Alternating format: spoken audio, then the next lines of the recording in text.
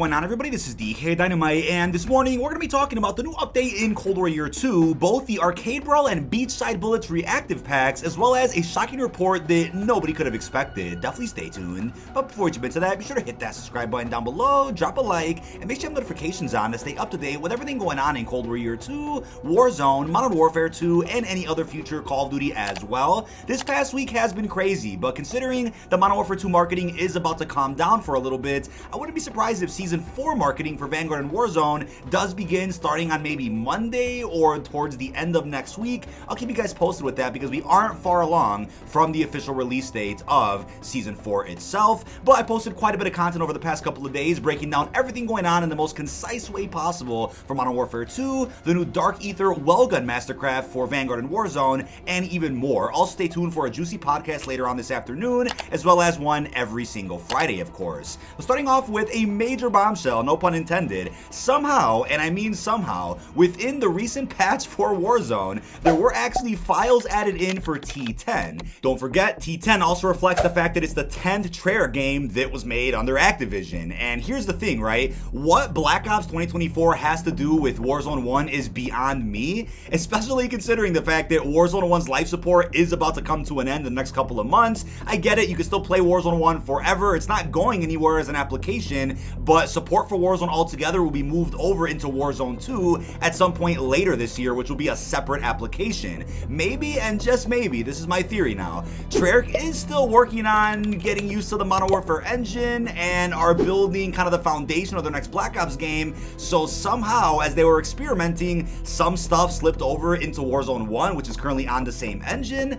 I'm not sure what could have happened here, but here's what's going on, right? The information is this. There are 4 maps that are apparently gonna be in Treyarch's next game, and the codenames for them are Radar, Island, Pillage, and then Canals. Now, if you guys want to start theorizing, right, tinfoil hat time, what could these code names mean? Could any of these maps be relevant in terms of being iconic locations from the past, or are these completely new locations, right? Not much to go off here, but I already know, I saw on Twitter there was speculation that Radar could be a remaster of some sort for Array, and it could even be a version of Array that isn't snowy like what we had in Black Ops 1, could be more on par with the version of Array that we got over in Blackout, maybe, but as of right now, that's what we got. I did not expect at all to see any information about the next Black Ops game, especially not this year, and maybe a little bit later next year, but other than that, this is definitely a surprise to me. Now, if we believe the rumor that Treyarch's next Black Ops game is delayed until 2024, which I personally think is the case,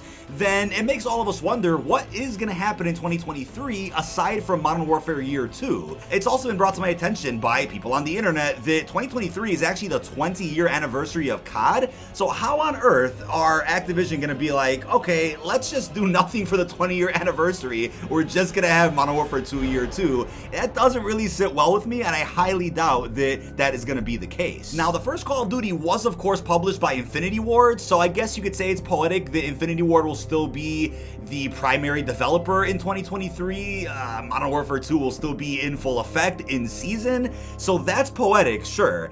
But what about a remaster of another Call of Duty? I mean, there was a rumor a little while back from, I think it was gaming insider Tom Henderson, that the original Call of Duty 1, 2, and 3 were meant to be remastered at some point in the future as a trilogy pack. Those are, of course, fairly short games, so they would probably sell all 3 of those in a bundle for like 40 bucks, maybe even 60, and who knows, maybe even 70. But I would not be surprised if a trilogy remaster of those games came out at some point for the 20-year anniversary. That would be great. And don't forget, Call of Duty 3 was actually developed by Treyarch. That was Treyarch's first Call of Duty, which released at some point in 2006. So that was a lifetime ago, but other than that, we know 2023 is also going to be a spicy year based on some recent reports that just surfaced a couple of days ago, kind of serving as updates on something that we already knew about, and that is a free-to-play Call of Duty project from Treyarch that is meant to come out in 2023 and is supposedly zombies related. So I still think, even though it sounds like right now it's going to be rough not having Treyarch for a little while, they still have things up their sleeve, and one of those things is supposedly coming out in 2023, just a year before Black Ops releases in 2024. That's crazy, so there's still a lot of things to look forward to if Infinity Ward games are not your cup of tea. But I could just hope that 2023 brings out plenty of surprise projects that hopefully are in development. I mean, come on, we gotta get remasters of World at War. I mean, use some Vanguard assets to help make a remaster of World at War. Do that, build it from the ground up again, similar to what they're doing with The Last of Us, right? That looks insanely beautiful, and I can't believe how good The Last of Us 1 looks now. I'm gonna be copying it on PC 100%. Imagine getting that for a game like World at War, since I want to say Vanguard has all the assets ready to go to make something like that happen, and I especially want my favorite Black Ops game, which is BO1, to also be remastered faithfully, right? But alright, that aside, let's jump into the meat and potatoes of this video. But at last, we finally have the release of not one, but two bundles that you guys have definitely been waiting for. We now have the Arcade Brawl Reactive Ultra Skin, which came out today. As it says, winner takes all with the Tracer Pack Arcade Brawl Reactive Ultra Bundle. Note this bundle features a blueprint that evolves as you get kills,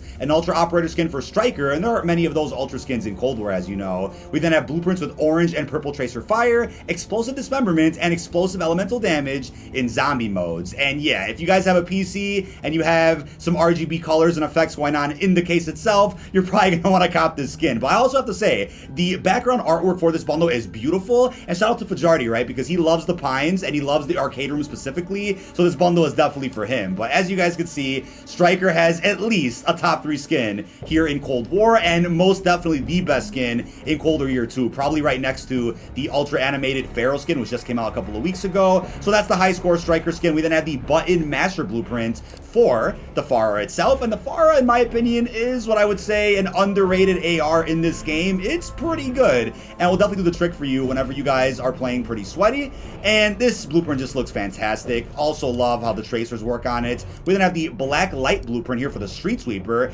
This weapon definitely isn't underrated. A lot of people do use it, and it's broken, right? Especially when using Gung Ho, right? I wouldn't do that, because not really a fan of that playstyle. We then have the Action Nerd Charm, which does look pretty cool, and we then have the Light 'em Up accessory, a pretty decent looking watch, not too bad. We then have the Ultra Animated Nightmare Pixels calling card, which looks badass, and you will love to see this in public lobbies, of course. And we lastly have the Pixel Arcade sticker. Like I said before, I don't really use stickers too much here in Cold War, but that's the first bundle that came out. Here is the second one. We have the Beachside Bullets Reactive Pack, which doesn't have too much content in it, and I can see why they combined it with Arcade Brawl for the Stockpile bundle that contains both. But as this one says, drive by the glistening night sea armed to the teeth with the Tracer Pack Beachside Bullets Reactive Bundle. Note, this bundle features a blueprint that evolves as you get kills, and blueprints with Cyan and Purple Tracer Fire. We have the Seaside Abstract Blueprint for the Tech 9, and look, I've always said it, Season 5 is my favorite season in terms of content for Cold War, but it really broke the meta, and the Tech 9 is still annoying to this day, so I'm sure with the release of this bundle, you're going to see more Tech 9 users over in MP. It really does grind my gears, but what are you going to do? It's a nice looking blueprint. We next up have the Finely Cut blueprint for the Carve, a badass tac rifle in this game, and what is easily, I think, the best tac rifle that's offered here in Cold War, just my opinion. It's that good. We then have a stylish shootout calling card, followed by a Disco Juice sticker, not too bad, and lastly the 80s baby emblem. Now confirm for me in the comments if either of these bundles have any more content for you guys, because sometimes there's bundles where for some people it has like 5-6 items, for other people it has like 3-4 items. There's been bugs lately with these packs, but let's take all of this over in game. Alright folks, you already know what map we had to hop onto. It's of course the Pines, as you were already watching in the background gameplay when I dropped a nasty nuke over in some pubs, but we're obviously in the arcade room because that is the theme of the bundle itself. Matches RGB Striker perfectly. Little inspec with the Pharah, and we have a nice white wall we could do some testing out with. Look at those beautiful tracer rounds. Let's go ahead and get a kill here with that dismemberment effect. Let's see. All right, nice. Little explosion on Buddy's head. Not too bad at all. And we then have the Street Sweeper. Looks awesome. Street Sweeper is also really fun in zombies, by the way. I'm sure you guys know that, but this weapon definitely gets to me when I see it being used in MP. People are trying to slide cancel, going ahead and using Gung Ho. It gets frustrating, but let's get a kill with this thing. There's a bot in here, right? Yep.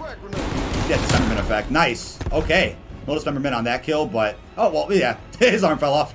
Rip Adler. No finishing move, unfortunately, with this bundle, but now what we're going to do is equip the other sets of blueprints from Beachside Bullets. Go ahead and kill me. All right, bot, come on. Come on, Woods.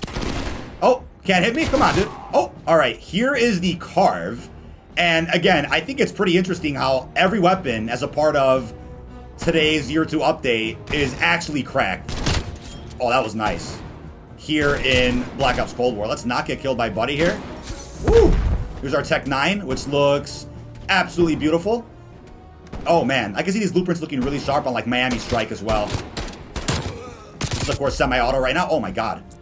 Didn't put the full auto repeater on, which I'm sure everybody will do. And if bundles aren't your thing, it's okay. I get it. Your preference. But I definitely think that Treyarch has put in a lot more effort than I would have expected here for these Year 2 updates. But with that being said, let's go ahead and jump into some games of zombies. Look at how beautiful this cutscene looks with our RGB striker skins. I was really excited for this one to come out, and I actually thought that these skins would have come out first for Year 2, but they ended up saving this RGB bundle for many months. Not complaining, but let's take a look at the Pharah here in Zombies. I don't think I've ever used the Pharah in Zombies, to be honest with you. And I'm sure it's good. And obviously we have our epic rarity thanks to the Super Easter Egg, as I'll bring up every time I cover a bundle. If you're a fan of Cold War, I'm sure by now you've done the Super Easter Egg, so by default going forward, you should definitely have purple rarity always. Unless for some reason you don't want that on, you want to do a specific challenge. Yeah, Tracers definitely look cool in Zombies.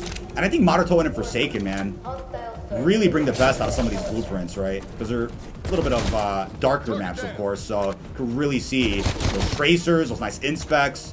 Looks amazing. And also, this is my first bundle video, chat, while playing Cold War on PC. So hopefully the quality of everything looks a lot better. I'm loving this. Free armor. Don't mind if I do. Look at that beauty calling card. And oh, armor for you too. Let's go. All right, we're in the other arcade. Not the Pines one, but the one here on Forsaken. And Sean was kind enough to donate his Tech 9, which I believe really matches the vibe of this room. And we're gonna go to DE. Oh, let's the lockdown first. Never mind, we're not going to DE. Let's go ahead and do that first, and then we'll have some more fun. All right, thank God all DLC weapons are in the box. We can just quickly apply blueprint like that. Showcase the Street Sweeper here in Zombies, and we're going to the best stuff ever, right? DE, oh my God, oh my God, oh my God. Let's get it, dude. This looks so beautiful on PC, dude. Oh my God. Holy. And Street Sweeper is the Street Sweeper in Zombies. How many spins will it take to get our lovely carve? Wow. Crystal Axe. No way. Yeah, this is, box is really trolling. So try to spin while you, oh. Did you crash? Did I crash? I got connection interrupted. What'd you get? Yeah. Said you left. What? Alright, we crashed, so we had to go ahead and restart anyway, and we changed our loadout. So now we have the carve, which is honestly a lot of fun in Zombies. I don't think I've ever used the carve here in round-based. Maybe an Outbreak once, but obviously with epic rarity, these bursts are definitely doing the trick. Absolutely loving that. We're on round 9. Not too high of a round, but yeah. I got the carve first hit. Bro, there is no way. Game was just trolling you. That is a straight troll. You cannot make that up, dude. Alright, here goes nothing. Tier 1 Pat. Ooh, okay. The camo definitely covers a majority of the Tech 9. Like, literally 95% of it. But, yeah, still looks pretty cool. Let's go ahead and insert our rabbit for Mr. Bubby. And yeah, petition to bring Bubby back in Black Ops 2024 somehow. Or give us the Lazar Burger Town bundle. That would be sick. I did wear the t-shirt in the campaign. But the Tech 9, I feel like, is probably the strongest weapon as a part of today's release of Stockpile. Second best? I mean, might be the Street Sweeper. Shotguns are great. Shotguns are great. But, I don't know. I guess with the Pharah on the carve, it's like, you know what to expect. But the Tech 9 and the Street Sweeper are probably like the underrated gems. Especially for Zombies. That's what I'm talking about specifically. This thing's pretty good. Yeah, honestly, chat, if I wanted this video to be half an hour, we can go and pack a punch all 4 weapons to tier 3, but I don't think you guys will stick around for all of that. Alright, this thing absolutely eats the Panzer. Again, I know I'm purple rarity, but wow. For round 12, this thing's nasty. I'm impressed, man. Oh. Oh, man, I feel bad for that guy. Now, I'm definitely unfamiliar with nearly all these blueprints, but I think these weapons are still usable. I wouldn't say any of these are meta in comparison to like that well gun they got added, that Dark Ether Massacre bundle. Just covered that in like my previous vid. Now, I've been saying it for a while. The RGB striker skins look surprisingly sharp in Warzone, right? Typically, you'd see its skin translated over into Warzone. It doesn't look great. Looks a little flat or like clay-like, but no, these look beautiful, as you can see. I hear someone. Yeah. At least let me inspect first. Let me see. Wow. The blueprints look a lot brighter in Warzone. I guess because Rebirth's sunnier than Pines, but yeah. Definitely look nice. Really loving the conversion over to the MW engine with these. I think they're both up. Oh. I think there's a ghost and then... Wow. Oh. Oh. Oh. Someone's color loading. I feel bad. Down them? Dude, I'm really liking these blueprints. He knifes me. Yo, you got him. That guy, I don't know where he went. He was dancing around us. Come here. Oh my god. Oh, why is your... The armor truck. Does anybody even use those? Oh, that's a guy. It's a 3 burst. I mean, it's not great. Okay. Wow. I thought I had a stun for a second. It was a decoy. The Carve's definitely not my go-to in Warzone. I can see why nobody uses it. Honestly, final verdict here, chat, is there's one god-tier blueprint from each pack. Arcade Brawl and Beachside Bullets. And then there's 2 really bad blueprints in each pack in terms of Warzone. That's my honest opinion. Yeah, honestly, chat, there is no reason to ever run a Carver or Street Sweeper in Warzone. They are dreadful to use. But the last thing I'll wrap up with, also enjoy the nuke in the background. We're actually going off in this match of Pines. The last thing I want to end with is regarding Treyarch using the Modern Warfare engine. I touched on this briefly in my recent Modern Warfare 2 breakdown video, but people out there are definitely worried. And here's the thing. They're going to ensure, even though they're going to use the same engine as Infinity Ward or even Sledgehammer, they're going to make it feel like their game. Treyarch always does that. I mean, over the years, they've been, building upon their own engine and not really using what any other devs are doing, but you can bet the next Black Ops game will have the Treyarch feel to it and will not just be a copy-paste or a reskin of Modern Warfare 2, but the technology of the new Modern Warfare engine is going to allow for seamless transitions from one game to another, from one premium COD over into Warzone 2, and that's a good thing. I'm happy with that because obviously it felt a bit strange going from Cold War multiplayer into Warzone during the Cold War cycle. Even though both were being updated at the same time with the same set of weapons, things still felt a bit strange. And now it'll be easier for devs to just port weapons over from one game to the next